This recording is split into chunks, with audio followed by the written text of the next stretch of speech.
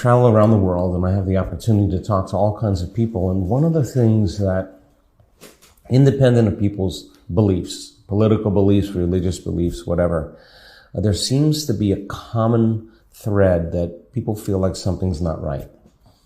And I think when you get to a point where you realize that no healthcare plan, no government, no religion is going to take care of you, then who is going to take care of you? And the answer is you, right?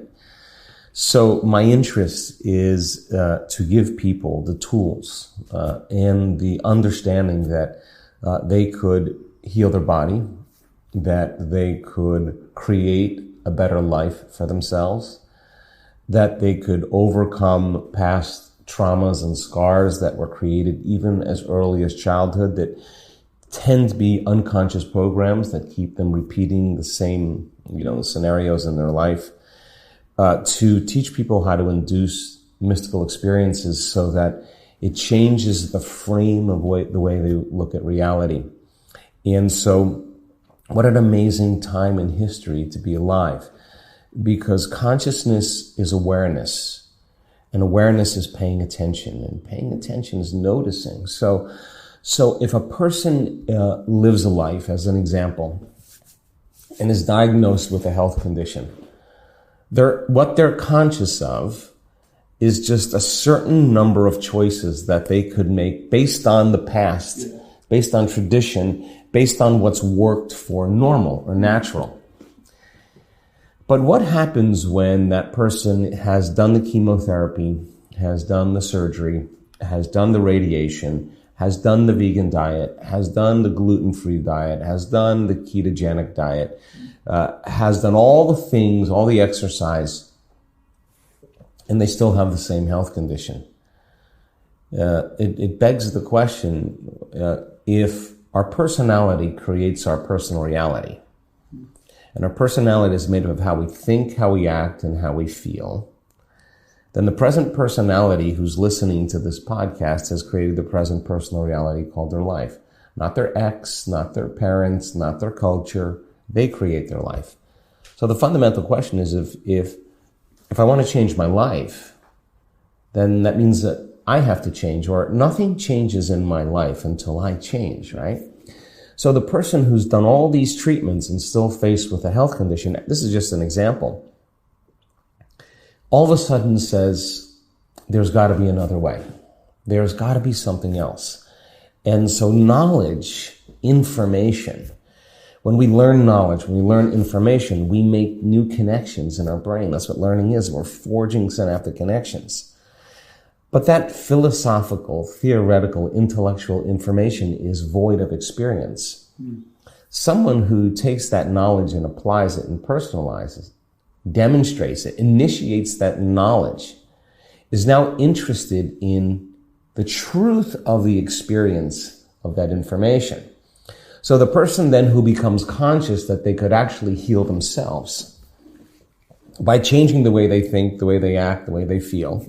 If I truly go into the experiment of no longer thinking the same way, no longer acting the same way, no longer feeling the same way, and I start thinking about what thoughts I do want to fire and wire in my brain, and if I do it with intention and attention, I'll begin to install neurological hardware. Keep doing it, and it becomes like a software program. It becomes a new voice in your head that goes from I can't to I can.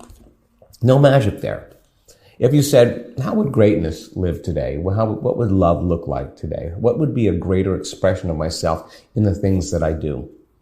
Turns out if you close your eyes and you rehearse in your mind how you're going to be in any aspect of your day, if you're truly present, the brain doesn't know the difference between the inward experience of what you're imagining and the outer real experience. The brain looks like you've already done it. The brain looks like it's already experienced it. Now, do that enough times, the hardware becomes a software program, and you start behaving like a different person. Super athletes do this all the time. This is musicians, athletes, dancers. Everybody who's good at something is always rehearsing in their mind.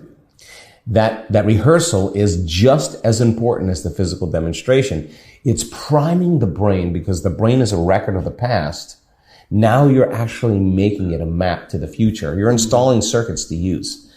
If you said, God, I lived my whole life in guilt. I didn't know it was guilt, in shame or unworthiness and self-doubt, insecurity, fear.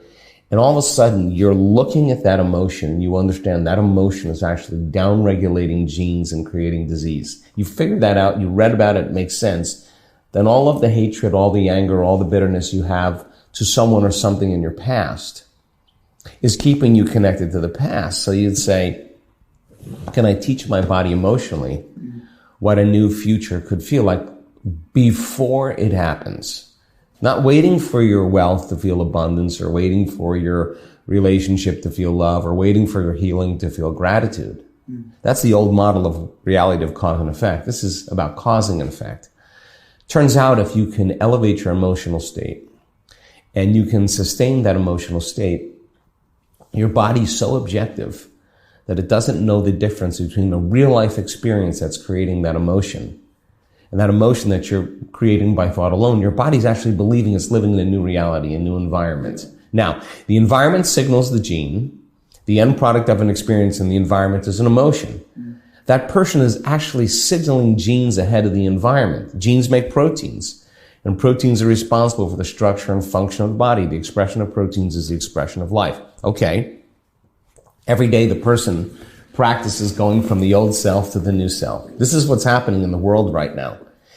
As they start to change and they start unfiring and unwiring and they stop conditioning the body emotionally to the past and practice this, they emerge as a new personality. They become somebody else. And like magic, the disease exists in the old person and there's somebody else. Now here's where consciousness comes in.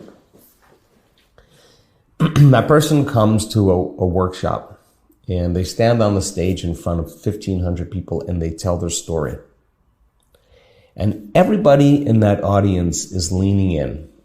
Why? Because they're looking at truth. They're looking at the example. Someone who just got healed from a chronic... I'm talking about stage 4 cancers. I'm talking about Parkinson's disease. I'm talking about rare genetic disorders.